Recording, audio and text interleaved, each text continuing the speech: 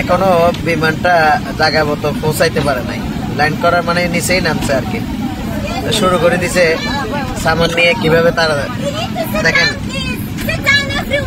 এখনো দেখেন বিমান কিন্তু জায়গায় পৌঁছাই নাই।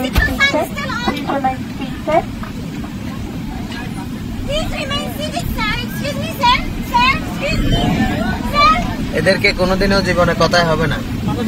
হ্যাঁ, দেশের বদনাম এদের কারণে।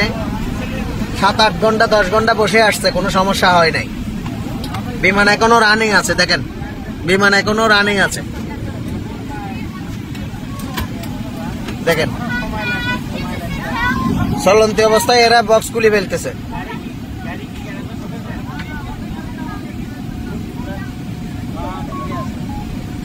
চলন্ত অবস্থায় এরা বক্স খুলে ফেলতেছে, এদেরকে কি বলবেন আপনি?